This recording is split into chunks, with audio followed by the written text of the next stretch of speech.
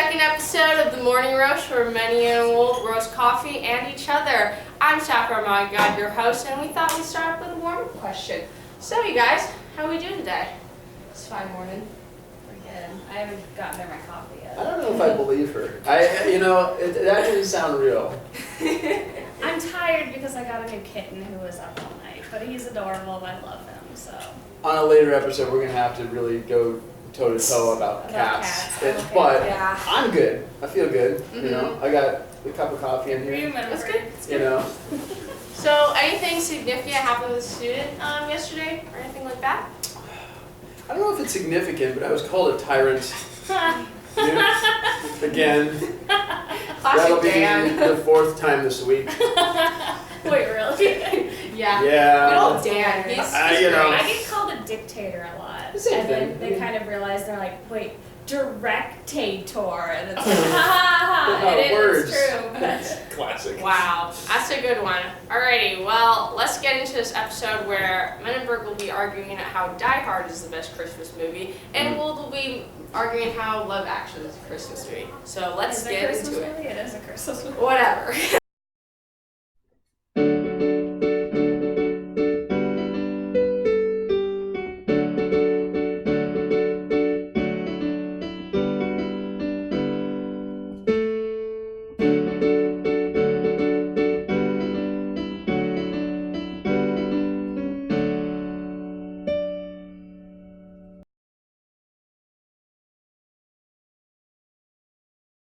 Miss Wold, please, let's first try to establish what criteria a movie has to have in order to be considered a Christmas movie.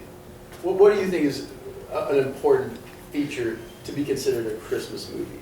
I don't like that question. Excellent. That's making my I case don't all know, the it easier. takes place around Christmas time. Excellent. There's trees everywhere that are Sure. decorated indoors, Okay. and there's Mariah Carey playing every 5 seconds. Okay. Now, on that criteria, how are you making the case that Love Actually is the best Christmas movie? Because it just makes you happy when you watch it, and it's not just one story, you're like, ah, all right, let's get through this. It's all these different storylines, they interconnect, it's beautiful, and they're not all happy. Oh, like the Alan Rickman storyline is so sad. You know, speaking of Alan Rickman, I'm glad you brought him up because Alan Rickman is an No. integral part of Die Hard. In fact, he plays the villain in Die Hard, Right. and his work in that film is it's his seminal work. I've never- Honestly, it is his high point of his career, if I could be so bold to say. And he really added a necessary element to any Christmas movie, which is that possibility that things of the Christmas or holiday season could be ruined. He nearly single-handedly brought down the Christmas spirit for... This is why you were called a tyrant. I haven't I'm seen sorry. it. These words mean nothing to me. The closest thing I've seen to it is in Bob's Burgers when Gene is like, Die Hard should be a musical, and I think that's hilarious. Have you seen that episode? I agree, it shouldn't be a musical. Have you But seen? You have not seen that episode? I haven't. It's so funny. okay, Fight scene. But going back to your logic about what a Christmas movie entails, by your logic, Paul Blart Mall Cop could be considered a Christmas movie. It has all the elements you just mentioned. It's not around Christmas time. It is. It is, in fact, around Christmas time. No! Okay, well, So- that doesn't make it the best. All right, can I make my case for a moment? So your first criteria has to be around Christmas time. Die Hard happens to take place on Christmas How do Eve. you ever know? How do you ever know? The only pictures I see from this movie is him in a vent. And then you told me the other day he's walking on glass without shoes, and you still have not said why. That's irrelevant right now. He's trying to save Christmas and freedom for all of us for all time. What else does he need to do? Okay, he does whatever it takes. But the point is, it takes place on Christmas Eve at the Nakatomi Tower Christmas party. Okay, it takes place at a Christmas party. Is it On the Christmas whole, Eve. The whole building is having The a whole party? building is having a Christmas party. The trash, the janitor had to clean up that night. Well- That's just a sad story. I want to see that movie. Okay, That's heartbreaking. but okay. So another thing about the Christmas story is that it hinges. You know, baby Jesus. It hinges on the story of weary travelers, his parents, Joseph and Mary, right? Trying to find rest in the end. We're all familiar with this story. Now, in addition to that, John McClane and his family are, like Joseph and Mary, weary travelers on Christmas.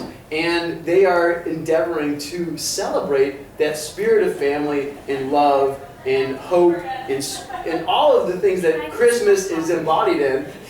Any more coffee for this? Can't handle it. Yeah, I know. It's hard to handle John McClane. That's why they've made about 6 of those movies, because they're so compelling and so good. It's just, even Die Hard 2 is a better Christmas movie than Love Actually. Oh no! I'm gonna throw this at his face. Okay, no. There's snow. There's travel. How dare? Have you even seen Love Actually? I have. Stop. I don't know how to pour coffee. You know, I think we should take just a moment for everyone to calm down. Can we talk about our mugs for a second? What do you have on your mug? Mine says hot stuff. Really? He has the weirdest mugs in his drawer that he got all for free. He didn't pay for any of these mugs. I did not pay for a single mug. My mug says filled or cup full of cozy, which for those students who have me know that this is a perfect embodiment of who I am, and it's just a little too apropos. So I'm glad we could share this cup right now. So, okay. Can we talk about a different movie? Well, let me just ask one more criteria. Would you agree that... I can't ever agree that's the best movie if I've never seen it. Well, I'm not asking about Die Hard. I'm asking about a good Christmas movie. Would you agree that an important critical attribute of any good Christmas movie is that it has the ability to be enjoyed multiple times? Like, every year you could watch this. 1,000% yes. Okay. Yes. Okay. Because you can watch Die Hard 50 million absolutely, times and you'll be happy all the time. And if people still had cable, they would be watching it every Christmas season. It's on repeat over and over and over again. It's not on but Netflix. I own it, so I don't need to. On a digital video disc, if you're familiar with what that is. I'm honestly surprised you don't have. VHS? I might. I could probably dig one out. But no, Die Hard absolutely could watch. So how often do you watch Love Actually? Is it an every year thing? It's like the first one I watch, and I probably watch it at least once a week in December. And after Christmas, you have to watch it because you're like, oh, Christmas is over, it's so sad, and you watch it. Okay, now in fairness, I don't think I'm not trying to say Love Actually is a bad movie or not a Christmas movie. I'm simply saying that Die Hard is a better Christmas movie. Now, the one redeeming thing I do really like about Love Actually is that it has Andrew Lincoln in it, who of course most of us remember from The Walking Dead.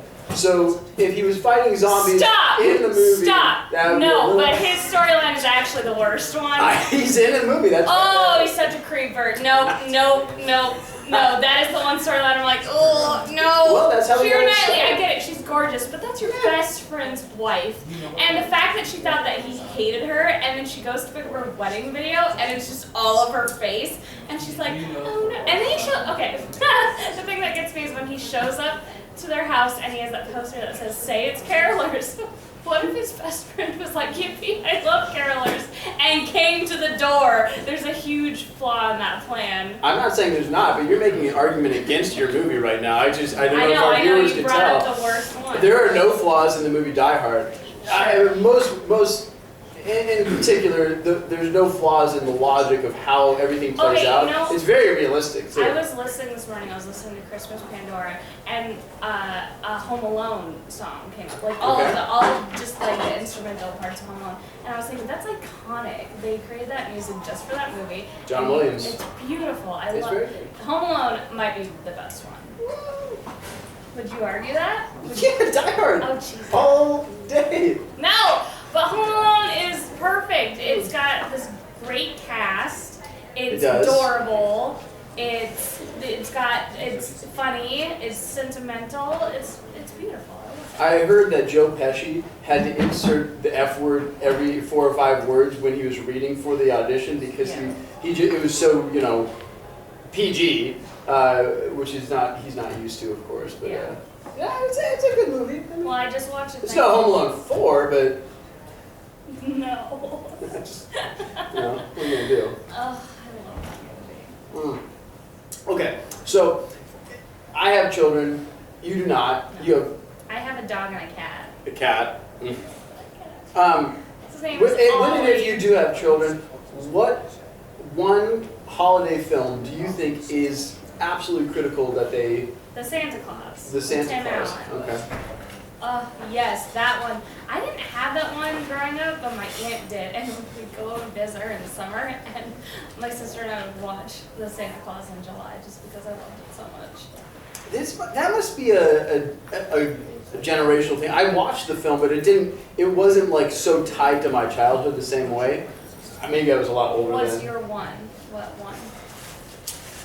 I would say either A Christmas Story or Die Hard. I mean, I have to. Why did I ask? Yeah, I'm sure Eli's like, yeah, Dad. My two boys are going to need to watch this movie because it has a lot of important survival skills they might need one day.